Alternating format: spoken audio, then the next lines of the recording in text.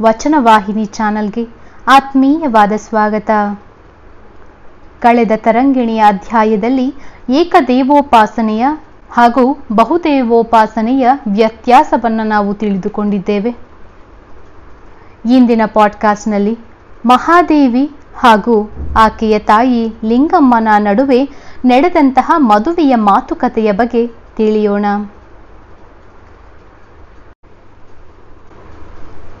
ಮಹಾದೇವಿಯ ಗೆಳತಿಯರು, ಅವಳ ಓರಗೆಯವರು, ಅವಳಿಗಿಂತ ಕಿರಿಯರು ಸಹ ಮದುವೆಯಾಗಿ ಹೋಗಿದ್ದರು. ಇನ್ನು ಮದುವೆಯಾಗದೆ ಉಳಿದ ಮಹಾದೇವಿಯ ಸ್ಥಿತಿ ತಾಯಿ ತಂದೆಯರಿಗೆ ಒಗಟಾದರೆ ಊರಿನವರಿಗೆ ಸಮಸ್ಯೆಯಾಗಿತ್ತು. ಅಪಹಾಸ್ಯದ ಮಾತೂ ಆಗಿತ್ತು.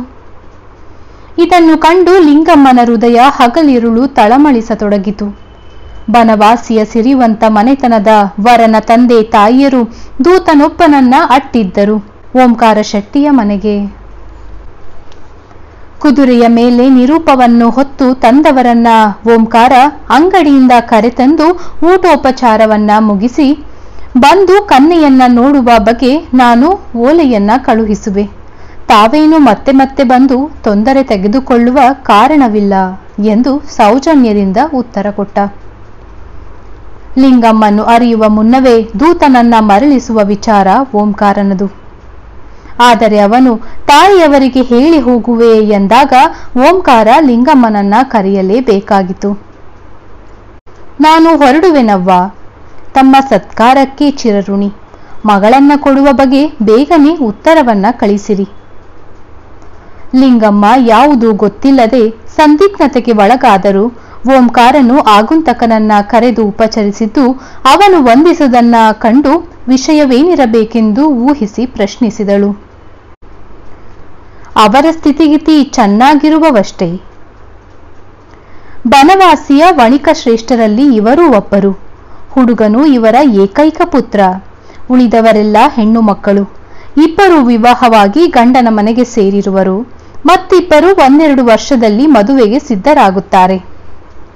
ರೂಪ ಸಂಪತ್ತು ಯಾವುದರಲ್ಲೂ ಕೊರತೆ ಇಲ್ಲದೆ ನಮ್ಮ ಸ್ವಾಮಿಯವರಿಗೆ ಹೆಣ್ಣು ಕೊಡಲು 100 ಜನ ಸಿದ್ಧವಿದ್ದಾರೆ. ಆದರೆ ತಮ್ಮದು ಕುಲೀನ ಮನೆತನ, ಒಬ್ಬಳೇ ಮಗಳು ಎಂದು ತಿಳಿದು ನಾನು ನಿರೂಪ ತಂದಿರುವೆ. ಏನು ಉತ್ತರ ನೀಡುವಿರಿ? ಲಿಂಗಮ್ಮ ಓಂಕಾರನನ್ನ ಪ್ರಶ್ನಿಸಿದಳು. ಪರಸ್ಪರ ಆಲೋಚಿಸಿ 1 ವಾರದೊಳಗೆ ತಿಳಿಸೋಣವಂತೆ ಹಾಗೆ ಹೇಳಿರುವೆ. ಸರಿ, ಹಾಗಾದರೆ. ಆಗುಂತಕ ಬೀಳ್ಕೊಂಡು ಹೋದ. ಓಂಕಾರ ಶೆಟ್ಟಿ ಕಳಿಸಿ ಬಂದು ಪಡಸಾಲೆಯಲ್ಲಿ ದಿಂಬಿಗೆ ಹೊರಗೆ ಕುಳಿತ. ಲಿಂಗಮ್ಮ ಸಮೀಪಿಸಿ ಚಾಪೆಯ ಮೇಲೆ ಕುಳಿತಳು. ಮಾದೇವಿಯಲ್ಲಿ? ಓಂಕಾರನು ಕೇಳಿದ. ತನ್ನ ಕೋಣೆಯಲ್ಲಿ ಪೂಜೆ ಮುಗಿದ ಬಳಿಕ ಏನೋ ಬರೆಯುತ್ತಲಿರುವಳು. ದಿವಸಕ್ಕೆ ವಯಸ್ಸು ಹೋಗುವುದೋ ಬರುವುದೋ. ನಿಮ್ಮ ನಿಶ್ಚಿಂತೆ ನೋಡಿ ನನಗೆ ಬಲು ಸೋಜಿಗ. ನಾನು ಏನು ಮಾಡ್ಬೇಕಂತೀಯ? ಕಣ್ಣು ಕುಕ್ಕುವಂತಹ ಚಲುವು, ತುಂಬು ಯೌವನ, ಮಾಗಿ ನಿಂತ ಶರೀರ.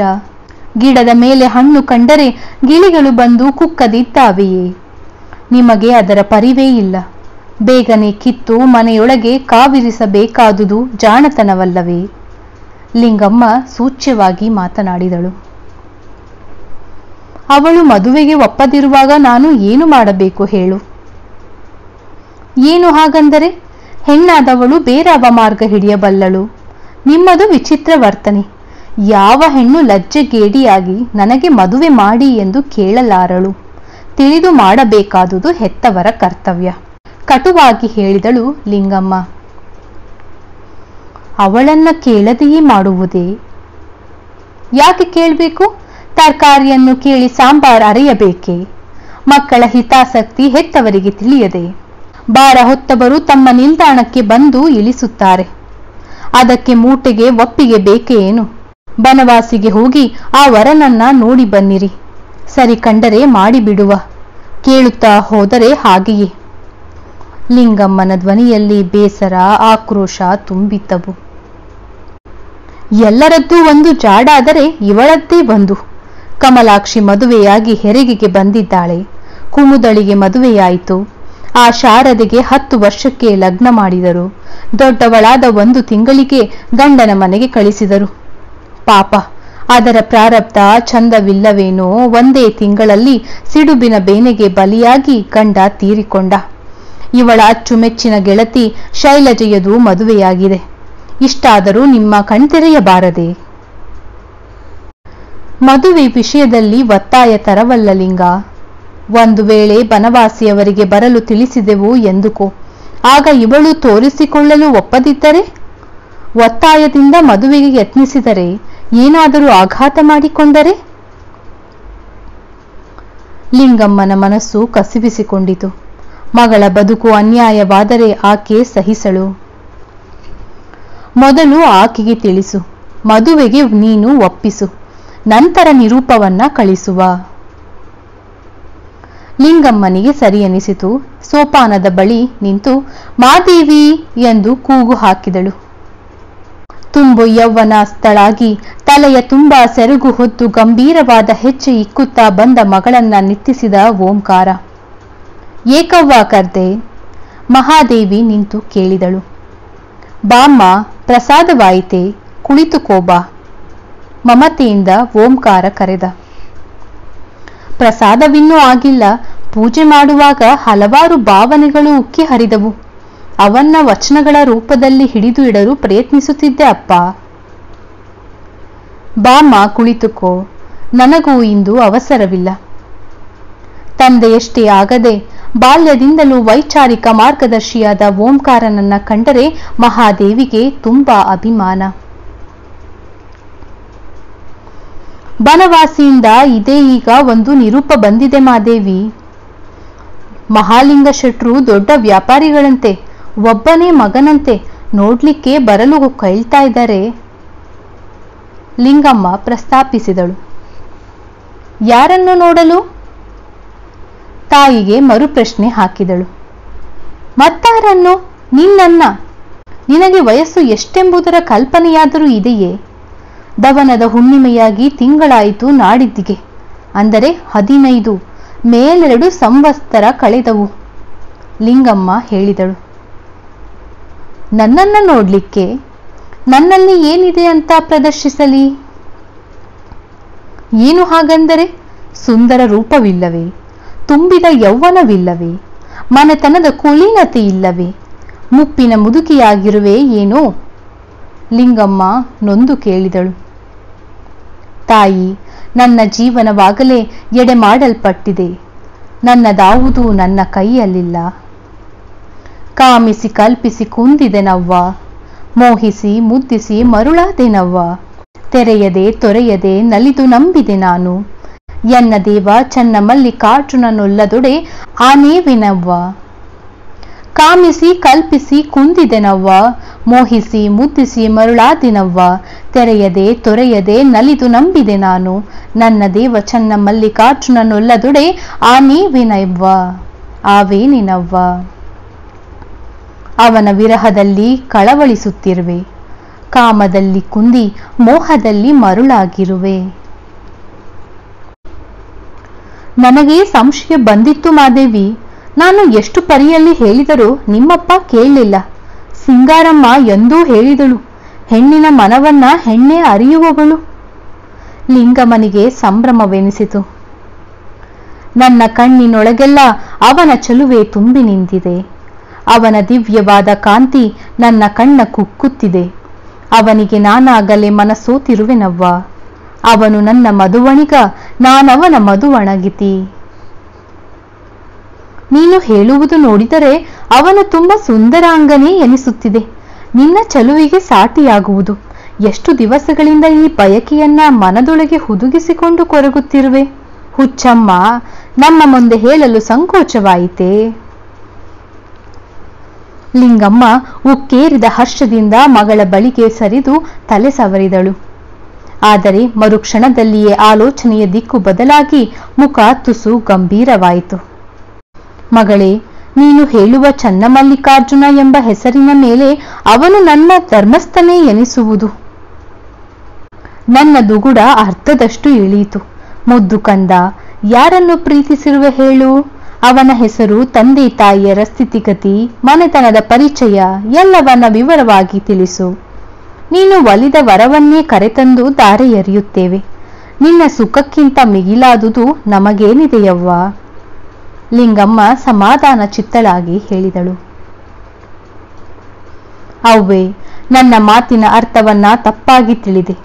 ನನ್ನ ಪತಿಯ ವರ್ಣನೆಯನ್ನ ಇನ್ನಷ್ಟು ಮಾಡುಬೇಕೇಳು, ಆಗಲಾದರೂ ಕಂಡುಹಿಡಿ. ಸಾವಿಲ್ಲದ ಕೇಡಿಲ್ಲದ ರೂಹಿಲ್ಲದ ಚಲುವಂಗ ನೊಲಿದೆನವ್ವ. ಎಡೆಯಿಲ್ಲದ ಕಡೆಯಿಲ್ಲದ ತೆರಹಿಲ್ಲದ ಕುರುಹಿಲ್ಲದ ಚಲುವಂಗ ನಾನೊಲಿದೆಯಲೆ ಅವ್ವ.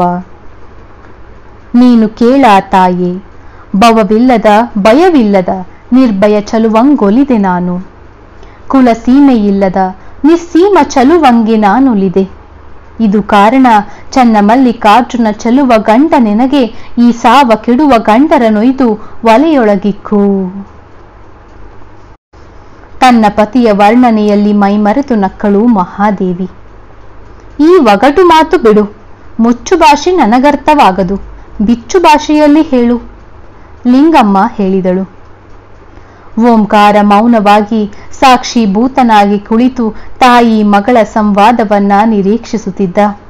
ಮಗಳ ಸಾಹಿತ್ಯ ಶಕ್ತಿ, ಭಾಷೆಯ ಮೇಲೆ ಆಕೆಗಿದ್ದ ಬಿಗುವು, ಸಮರ್ಥ ಮತ್ತು ಪರಿಣಾಮಕಾರಿ ಬಗೆಯಲ್ಲಿ ತತ್ವವನ್ನ ಸೂತ್ರೀಕರಿಸುವಂತಹ ಹೇಳುವಂತಹ ಜಾಣ್ಮೆ ಅವನನ್ನ ಮಂತ್ರ ಮುಕ್ತನನ್ನಾಗಿ ಮಾಡಿದ್ದವು. ಈಗ ತಾನು ಏನೇ ಪ್ರತಿಕ್ರಿಯೆ ವ್ಯಕ್ತಪಡಿಸಿದರೂ ಅದು ಈರ್ವರನ್ನ ಕೆರಳಿಸುವುದು ಎಂದುಕೊಂಡ. ಮಗಳ ಪರವಾಗಿ ಮಾತನಾಡಿ ಮನದ ಭಾವನೆ ವ್ಯಕ್ತಪಡಿಸಿದರೆ ಅವ್ಯವಹಾರಿಕರು, ಕರ್ತವ್ಯ ಪ್ರಜ್ಞಾಹೀನರು ಎಂದು ಲಿಂಗಮ್ಮ ಆಕ್ರೋಶಗೊಳ್ಳುವುದು ಬಹು ಸಹಜವಿದ್ದಿತು. ಹೆಂಡತಿಯನ್ನ ಹರ್ಷಚಿತ್ತಳನ್ನಾಗಿ ಮಾಡಲು ಅವಳ ಪರವಾಗಿ ಮಾತನಾಡಿದರೆ ನನ್ನ ತಂದೆಯಂತಹ ಅಜ್ಞಾನಿ, ಲೌಕಿಕ ಎಂದು ಮಗಳು ಅಳಿಯುವುದರಲ್ಲಿ ಸಂಶಯ ಉಳಿದಿರಲಿಲ್ಲ. ಇದೊಂದು ನದಿ, 2 ದೋಣಿ ತೇಲುತ್ತಿವೆ, 2ರಲ್ಲಿ ಒಂದೊಂದು ಕಾಲಿಟ್ಟಿರುವೆ. ಆದರೆ ಕೊಚ್ಚಿಕೊಂಡು ಹೋಗದಷ್ಟು ಎಚ್ಚರವಾಗಿರುವೆ. ಏನಾಗುವುದೋ ನೋಡುವ. ಯಾವ ಕಡೆ ದೋಣಿಯ ವೇಗ ಹೆಚ್ಚಾಗುವುದೋ ಅದರಲ್ಲಿ ತೇಲಿದರಾಯಿತು. ಹೆಂಡತಿಯ ಲೌಕಿಕತೆಯೇ ಗೆದ್ದರೆ ಅದಕ್ಕೂ ಹೂಗುಟ್ಟಿದರಾಯಿತು. ಮಗಳ ವಿರಕ್ತಿ ಗೆದ್ದರೆ ಅದಕ್ಕೆ ತಲೆ ಬಾಗಿದರೆ ಆಯಿತು. ಮನಸ್ಸಿನಲ್ಲಿಯೇ ಆಲೋಚಿಸತೊಡಗಿದ್ದ. ನನ್ನ ಗಂಡನಿಗೆ ಹುಟ್ಟಿಲ್ಲ, ಸಾವಿಲ್ಲ, ಮಹಾದೇವಿ ಹೇಳಿದಳು. ಸರಿ, ಆಗದ ಹೋಗದ ಮಾತು. ಮನುಷ್ಯರೆಂದ ಮೇಲೆ ಹುಟ್ಟು ಸಾವು ಸಹಜ, ಲಿಂಗಮ್ಮ ಹೇಳಿದಳು. ಆದರೆ ನನ್ನ ಗಂಡ ಮಾನವನಲ್ಲ, ಜನನ ಮರಣಗಳಿಗೆ ಅತೀತನಾದವನು, ರೂಪವೂ ಇಲ್ಲದವನು. ರೂಪವಿಲ್ಲದವನು ಅಂತೀಯ, ಚಲುವನು ಅಂತೀಯ, ನಿನ್ನದು ಯಾವ ಹುಚ್ಚು ಭಾಷೆ? ಬೆರಗಾಗಿ ಕೇಳಿದಳು ಲಿಂಗಮ್ಮ. ಅದೇ ನನ್ನ ಗಂಡನ ವೈಶಿಷ್ಟ್ಯ ಕಣವ್ವ. ರೂಪುಳ್ಳದ್ದು ಖಂಡಿತವಾಗಿರುವುದು. ರೂಪವುಳ್ಳ ಚಲುವಿಗೆ ವಿಕಾರವಿದೆ, ನಾಶವಿದೆ.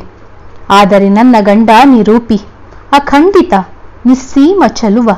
ಮೂಡುತ್ತಿರುವ ಸೂರ್ಯನ ಕೆಂಬಣ್ಣದಲ್ಲಿ ಅವನ ಚಲುವು, ಹಾಡುತ್ತಿರುವ ಹಕ್ಕಿಯ ಕಂಠದಲ್ಲಿ ಅವನ ಚಲುವು, ಬೀಸುವ ಗಾಳಿಯ ಸಡಗರದಲ್ಲಿ ಅವನ ಚಲುವು, ಅರಳುವ ಹೂವಿನ ಸೊಗಸಿನಲ್ಲಿ ಅವನ ಚಲುವು, ತೇಲುವ ಮೋಡದ ಸಂಚಯದಲ್ಲಿ ಅವನ ಚಲುವು, ಬೀಸುವ ಗಾಳಿಯ ಸಡಗರದಲ್ಲಿ ಅವನ ಚಲುವು, ಅರಳುವ ಹೂವಿನ ಸೊಗಸಿನಲ್ಲಿ ಅವನ ಚಲುವು, ತೇಲುವ ಮೋಡದ ಸಂಚಯದಲ್ಲಿ ಅವನ ಚಲುವು. ಅವನು ಸ್ಥಾನ ಕಾಲಕ್ಕತೀತನಾದವನು, ಅಂತ್ಯರಹಿತನು, ಹಾಲಿನಲ್ಲಿ ಓತಪ್ರೋತವಾಗಿ ಇರುವ ತುಪ್ಪದಂತೆ, ಎಳ್ಳು ಗೊನೆಯಲ್ಲಿ ಮುಳ್ಳು ಮೊನೆಯಲ್ಲಿ ಪೊಳ್ಳು ಬಿಡದಂತೆ ಒಳಗೆ ಹೊರಗೆ ತುಂಬಿ ತುಳುಕುವ ಸರ್ವವ್ಯಾಪಿ ಚೈತನ್ಯನು. ಭವಚಕ್ರಕ್ಕೆ ಸಿಕ್ಕಿದವನು, ನಿರ್ಭಯನು, ಜಾತಿ ಮತ ಕುಲದ ಜಂಜಾಟಕ್ಕೆ ಸಿಕ್ಕದವನು, ಹೆಣ್ಣು ಗಂಡೆಂಬ ಲಿಂಗ ಭೇದವಿಲ್ಲದ ಸತ್ಯ ಸುಂದರ ಮಂಗಳಮಯನು. ನನ್ನನ್ನ ಇಂತಹವನೊಡನೆ ಒಂದುಗೂಡಿಸುವ ಸಾಮರ್ಥ್ಯವಿದೆಯೇ ನಿನಗೆ? ನೀನು ಹೇಳುವುದು ದೇವರನ್ನು ಕುರಿತೆಂತೂ ಅನ್ನಿಸುವುದು. ಅವನನ್ನ ಹಿಡಿದು ತರಲು ಸಾಧ್ಯವೇ? ಹತಾಶಳಾಗಿ ಲಿಂಗಮ್ಮ ನುಡಿದಳು. ನೋಡವ್ವ, ಅಂತಹವನನ್ನ ಒಲಿಸಿಕೊಂಡು ನೀನು ಅತ್ತೆಯಾಗುವ ಸಾಮರ್ಥ್ಯ ಇದ್ದರೆ ಹೇಳು, ಅವನೇ ನನ್ನ ಚಲುವ ಗಂಡ. ಇಲ್ಲವಾದರೆ ಈ ಸಾವ ಕೆಡುವ ಗಂಡರ ಮುಂದೆ ಎನ್ನನ್ನ ನಿಲ್ಲಿಸಬೇಡ, ಪ್ರದರ್ಶಿಸಬೇಡ. ಅವರನ್ನೊಯ್ದು ಒಲೆಯೊಳಗಿಕ್ಕು ನಾನೊಲ್ಲೆ. ಸರಿ, ನಿನ್ನ ಹುಚ್ಚಾಟಕ್ಕೆ ಮಿತಿಯಿಲ್ಲ. ಅಂತಹವನನ್ನ ಲಗ್ನವಾಗುವುದುಂಟೆ? ಅಸಂಭವ. ಶರಣ ಸತಿ ಲಿಂಗಪತಿಯ ಸಂಬಂಧ ಅಳವಡಬೇಕೆಂದು ಶರಣರ ವಚನಗಳು ಹೇಳವೆ. ಅಂತರಂಗದಲ್ಲಿ ಆ ಸಂಬಂಧವನ್ನ ಬೆಳೆಸಿಕೋ ಎಂದು ಶಟಸ್ಥಲವು ಹೇಳುವುದೇ ಹೊರತು ಬಹಿರಂಗದಲ್ಲಿ ಲಗ್ನವಾಗಬೇಡ ಎಂದು ಹೇಳುವುದಿಲ್ಲ. ಲಿಂಗಮ್ಮ ಸಿಡಿದು ಕೇಳಿದಳು. ಆದರೆ ತಾಯಿ, ಉಳ್ಳುದೊಂದು ತನು, ಉಳ್ಳುದೊಂದು ಮನ. ನಾನಿನ್ನಾವ ಮನದಲ್ಲಿ ಧ್ಯಾನವ ಮಾಡುವೆನಯ್ಯ.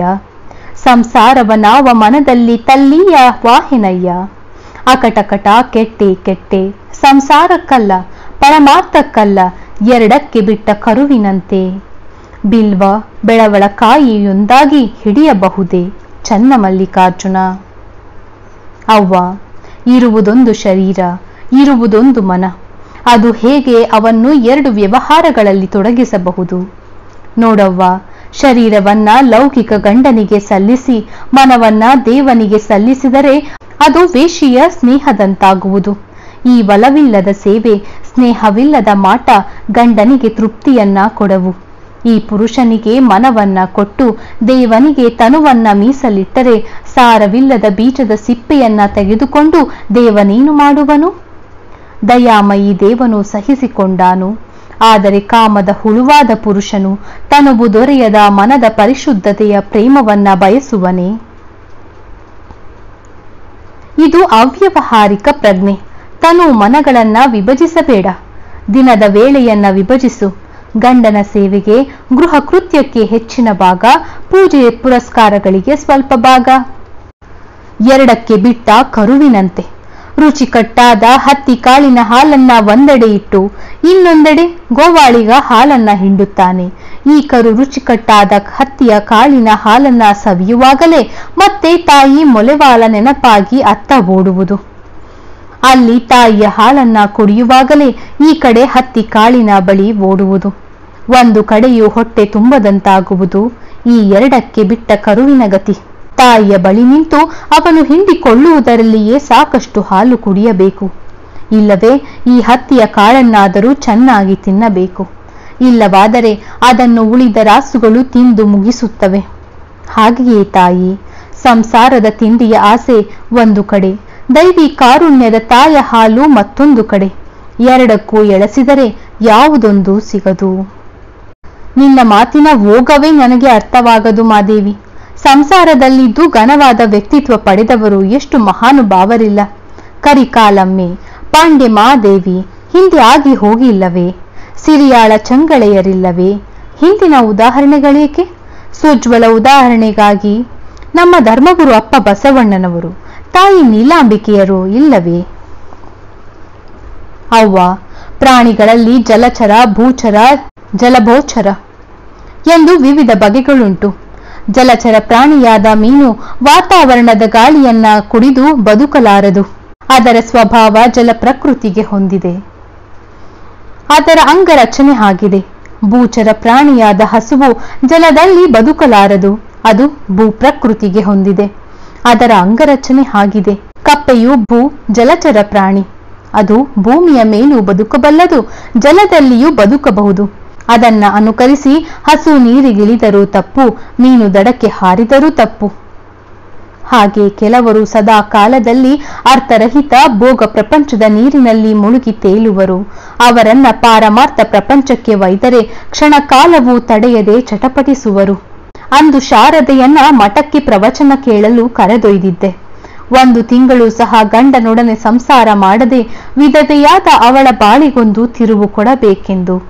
ಪಾರಮಾರ್ಥ ಮೌಲ್ಯಗಳು ಅವಳ ಹೃದಯದ ಗಾಯಕ್ಕೆ ಲೇಪನವನ್ನ ನೀಡುವವೆಂದು ಕರೆದೊಯ್ದೆ. ಆದರೇನು, ಕ್ಷಣ ಕುಳಿತುಕೊಳ್ಳಲಾರದೆ ಚಡ್ಪಟಿಸಿ ಬಂದು ಬಿಟ್ಟಳು. ನಾನೀಗ ಪಾರಮಾರ್ಥ ಪ್ರಪಂಚದ ಕೂಸು. ಸಂಸಾರದ ಕೆಸರಿನ ಮಡುವಿನಲ್ಲಿ ಈಜಲು ಅಸಮರ್ಥಳು. ನನ್ನನ್ನ ಸ್ವಬಗೆಗೆ ವಿರುದ್ಧವಾದ ಭೋಗದ ನೀರಿನೊಳಕ್ಕೆ ದೂಡಿದರೆ ಹೇಗೆ? ದೊಡ್ಡವರ ಉದಾಹರಣೆ ಕೊಡಬೇಡವ್ವಾ. ಬಸವಣ್ಣ, ನೀಲಮ್ಮನಂತವರು ಲೌಕಿಕ ಪಾರಮಾರ್ಥ ಎರಡನ್ನ ಕೂಡಿ ನಡೆಸುವ ಕಡುಚಾಣರು. ಅವರು ಜಲಚರ ಪ್ರಾಣಿಯಾದ ಕಪ್ಪೆಯಂತೆ ಸಂಸಾರದಲ್ಲಿದ್ದು ಸಂಸಾರಿಗಳಾಗಿರದವರು. ನಮ್ಮಲ್ಲಿ ಯೋಗ್ಯತೆ ಇಲ್ಲದೆ ಅಂತವರನ್ನ ಅನುಕರಿಸ ಹೋದರೆ ನವಿಲನ್ನ ನೋಡಿ ಕೆಂಬೂತ ಪುಕ್ಕ ತರೆದಂತೆ. ರೇಷ್ಮೆಯ ಗೂಡನ್ನ ನೋಡಿ ಕಂಬಳಿ ಹುಳ ಕೋಶ ಹೆಣೆದಂತೆ, ಚಂದ್ರನನ್ನ ನೋಡಿ ಮಿಣುಕು ಹುಳ ಹಾರಿದಂತೆ ಆಗಿ ಅಪಹಾಸ್ಯಕ್ಕೆ ಈಡಾದೆವು. ಆನೆಯು ಆ ದಾರಿಯಲ್ಲಿ ಹೋಯಿತು ಎಂದರೆ ಆಡು ಆ ದಾರಿಯಲ್ಲಿ ಹೋಗಬಲ್ಲುದೇ? ಆದರೆ ಮಾದೇವಿ, ಹೆಣ್ಣಿಗೆ ಬೇರಾವ ಹಾದಿ ಇದೆಯಮ್ಮ? ಏಕವ್ವ, ಹೆಣ್ಣು ಭೋಗದ ಗೊಂಬೆ, ಹಡೆಯುವ ಯಂತ್ರ, ಪುರುಷನ ದಾಸಿ, ಇಷ್ಟಾಗುವುದು ಬಿಟ್ಟು ಬೇರಾವ ಹಾದಿ ಇಲ್ಲವೇ? ಕೆರಳಿ ಕೇಳಿದಳು. ಅಷ್ಟಲ್ಲದೆ ಸ್ತ್ರೀ ಸ್ವಾತಂತ್ರ್ಯ ಮಹರ್ತಿ ಎಂದು ಶಾಸ್ತ್ರಗಳು ಹೇಳುತ್ತವೆಯೇ? ಲಿಂಗಮ್ಮ ಪ್ರಶ್ನಿಸಿದಳು. ಅದನ್ನ ಹೇಳಿದವರು ಪುರುಷರು ತಾನೆ. ಶೋಷಕರು ಹೇಳುತ್ತಾ ಬಂದುದನ್ನ ಶೋಷಿತರು ಕೇಳುತ್ತಾ ಬಂದುದಕ್ಕೆ ಸಮಾಜವು ಈ ದುರವಸ್ಥೆಯಲ್ಲಿ ಇರುವುದು. ಹೆಣ್ಣು ಮಾಯೆ ಎಂದು ಧರ್ಮಶಾಸ್ತ್ರಗಳು ಅಲ್ಲಗೆಳೆಯುತ್ತವೆ. ಹೀಗಿದ್ದಾಗ ಮಾಯೆಯಾದ ಹೆಣ್ಣು ಮುಕ್ತಿ ಮಾರ್ಗಕ್ಕೆ ಏಕಾಕಿನಿ ಹೋಗಬಲ್ಲಳೆ? ಅವ್ವ, ಶರಣ ಧರ್ಮದ ಅನುಯಾಯಿ ನೀನಾಗಿದ್ದು ಅದರ ಕೆಚ್ಚು ನಿನಗರ್ಥವಾಗಿಲ್ಲ, ಅದರ ತಿರುಳನ್ನ ಸವಿದಿಲ್ಲ. ಹೆಣ್ಣು ಮಾಯೆ ಎಂಬ ತತ್ವದ ವಿರುದ್ಧ ಹೋರಾಟ ಮಾಡಿ ಹೆಣ್ಣು ಸಾಕ್ಷಾತ್ ಕಪಿಲ ಸಿದ್ಧ ಮಲ್ಲಿಕಾರ್ಜುನ ದೈವಾಂಶಳು ಎಂದು ಸಾರಿರುವುದನ್ನ ಕಾಣೆಯ? ಹೆಣ್ಣು ಹೊನ್ನು ಮಣ್ಣು ಮಾಯೆಯಲ್ಲ, ಮನದ ಮುಂದಣ ಆಸೆಯೇ ಮಾಯೆ ಎಂದು ಮೂಢ ಸಂಪ್ರದಾಯವನ್ನ ಶರಣರು ಎದುರಿಸಿ ನಿಂತಿರುವುದನ್ನ ಅರಿವೆಯ? ಹೆಣ್ಣಿಗೆ ಧರ್ಮದಲ್ಲಿ, ಗುರುತ್ವದಲ್ಲಿ, ಮುಕ್ತಿ ಪದವಿಯಲ್ಲಿ ಸಮಾನತೆ ಕೊಡುವುದೇ ನಮ್ಮ ಧರ್ಮದ ಜೀವಾಳವಲ್ಲವೇ? ಪುರುಷತ್ವದ ಪ್ರಕೃತಿ ಸಿದ್ಧ ಗುಣಗಳು ಅಳಿಯದ ವ್ಯಕ್ತಿಗೆ ಸ್ತ್ರೀಯು ಮಾಯೆಯಾದರೆ, ಸ್ತ್ರೀತ್ವದ ಲಜ್ಜೆ ಕಾಯಗುಣ ಅಳಿದವಳಿಗೆ ಪುರುಷ ಮಾಯೆ. ಆದರೆ ಶರಣರು ಸ್ತ್ರೀತ್ವ, ಪುರುಷತ್ವ, ಹುಟ್ಟು ಗುಣಗಳ ಕಾಳಿಕೆಯನ್ನ ಮೆಟ್ಟಿ ನಿಂತವರು. ಇಂತಹವರಿಗೆ ಯಾವ ಮಾಯೆ ಅಜ್ಞಾನಗಳಿಲ್ಲ, ಅಹಂಕಾರವಿಲ್ಲ. ಮದುವೆ ಎಂದರೇನು? ತನ್ನ ಸುಖ ದುಃಖ ಭೋಗ ತ್ಯಾಗ ಎಲ್ಲದರಲ್ಲಿ ಭಾಗಿಯಾಗುವ ಸಂಗಾತಿಯನ್ನ ಹೊಂದುವಿಕೆ. ಅಂದಾಗ ಸದ್ಗುಣವಂತ ಪತಿ ಸಿಕ್ಕರೆ ನಿನ್ನ ಮಾರ್ಗ ಇನ್ನೂ ಸರಳವಾಗುವುದಲ್ಲ. ಇಲ್ಲ ತಾಯಿ, ಮದುವೆ ಮಾನವನ ಸ್ವಾತಂತ್ರ್ಯ ಹರಣ ಮಾಡುವುದು. ಲಿಂಗ ಕಾಮಿಯಾಗಬೇಕಾದವಳನ್ನ ಪತಿಮೋಹಿ, ಸುತಮೋಹಿ, ಧನಮೋಹಿಯನ್ನಾಗಿ ಮಾಡುವುದು.